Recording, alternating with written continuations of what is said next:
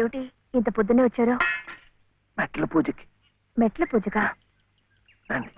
అరే ఏమిటిది?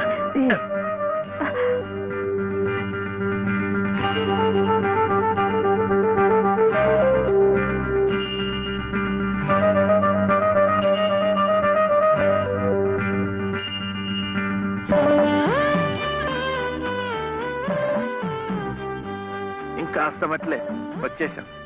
అదిగో గుడి. మీకు ఎక్కువ కష్టాలు కదండి, అందుకని అన్ని మెట్లకు పూజ చేయటం మంచిది.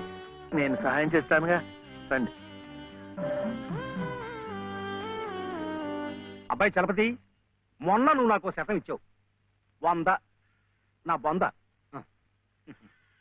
అది ప్లేడర్ గుమాస్తా పంటి కింద కూడా రాలేదు. ఇప్పుడు మరో 5% కావాలి. 500. 500 కాకపోతే 1000 ఇవ్వచ్చు. కానీ ఆయన కేసు కూడా సరిగ్గా వినలేదే. విండాయా? పెట్టలేదుగా.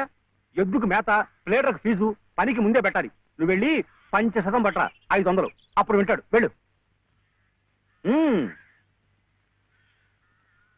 ఇంక చూడు, ఈ కేసుని గానుగని తిప్పినట్టు తిప్పేస్తాను. బాబు, ఆయన అసలే గంతలు కట్టిన గానుగెద్దు, అక్కడికక్కడే తిప్పేసి ముంచేయగలడు. నాకేం వినపట్టలేదు. నీ నోటుకు వచ్చినట్టు నువ్వే వాక్కు. తవరు చదువుకున్నారు, మధ్యలో ఈ దళారిగాళ్ళు ఎందుకండి బాబు? ఇదిగో, నువ్వు నోరు వస్తావా? నువ్వు వెళ్ళవయా?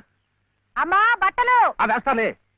ఇదిగో ఏమేవు, కొబ్బరికాయ ఉంది కదా అని నెత్తికేసి రుద్దుకుంటే కొబ్బరి నువ్వు రాసుకున్నట్టు కాదు, చుట్టూ రాలిపోయి పుర్రెకి పుండు పడుతుంది. ఏమిటే? ఉతుకుదామని. ఇది ఉతికింది. అలాగే చదువు ఉంది కదా అని ప్లేటర్ దగ్గర వెళ్తే చాలదు. నాలాంటి అనుభవజ్ఞుడు పేచీ ఏమిటో విప్పి చెప్పి ప్లేటర్ గారి గోచి బిగించాలి.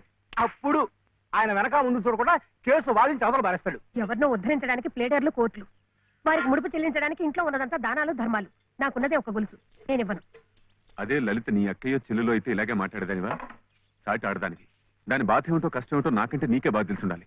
అది తెలుసు కాబట్టి ఉన్న ఒక్క వస్తువు అయినా జాగ్రత్త పరచుకోవాలనుకున్నాను. పొద్దున్నే అన్నంగానే ఉన్నారంటే చంపుతాను, పొండి బయటికి. ఈ గొలుసైనా నా మెళ్ళ మీరు దిగేసిందేం కాదు, మా పుట్టింటి వాళ్ళు పెట్టింది. కనీసం ఇదైనా నా పిల్లలకు దక్కనివ్వండి. అలాగే నీ కన్న తండ్రి పెట్టినగా నీ కన్న బిడ్డలకే ఉంచుకో. నీ కట్టిన తాళ్ళు నాకు. అలాగే ఇస్తాను. ఈ మెళ్ళ ఓ తాడు ముడేయండి. పసుపు తాడు కాదు, ఉరితాడు. ఆ తర్వాత నా పిల్లలు దిక్కులేని అనాథలవుతారు. అప్పుడు మీ ఇష్టం వచ్చినట్టు మీరు చేసుకోవచ్చు. అడిగే వాళ్ళు ఉండరు.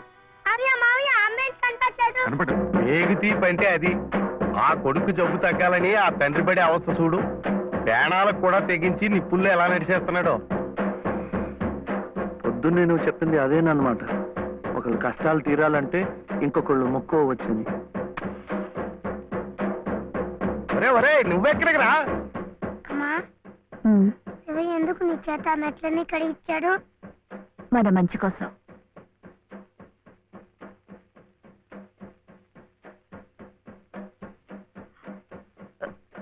ఏమండి? ఎక్కడికి? ఏమండి? ఏమండి?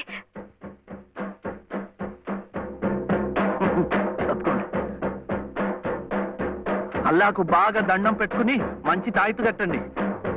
సుబ్హానల్లా సుబ్హానల్లా లా ఇలాహా ఇల్లల్లాహు ముహమ్మద్ రసూలుల్లాహ్ సుబ్హానల్లా సుబ్హానల్లా సుబ్హానల్లా సుబ్హానల్లా.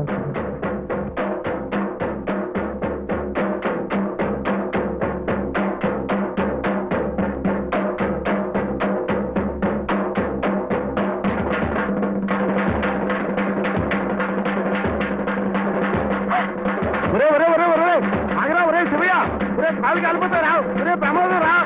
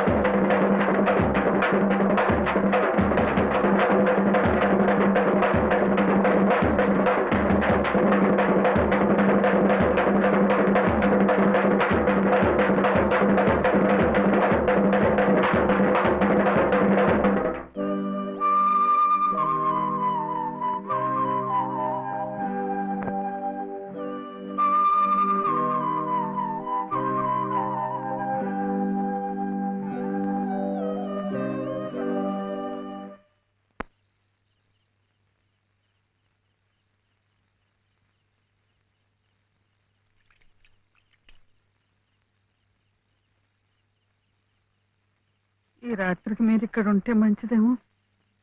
శివయ్య, ఒరే శివుడు, చూడు మీ నాయనమ్మ కంగారు పడుతోందిరా, చూడు. నాన్న, శివ ఎలా ఉందిరా?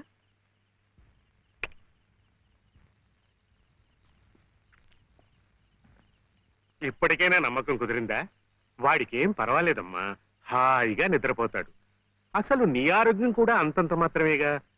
జాగారం చేయకుండా కాసేపు నడువు వాల్చు. ఏం విశ్రాంతి తీసుకోవటమో ఏమిటో. వీడిలాగే ఏదో ఒకటి నెత్తి మీదకి తీసుకురావడం, అది తీరేసరికి మరొకటి. ఈ సేవతోనే సరిపోతుంది.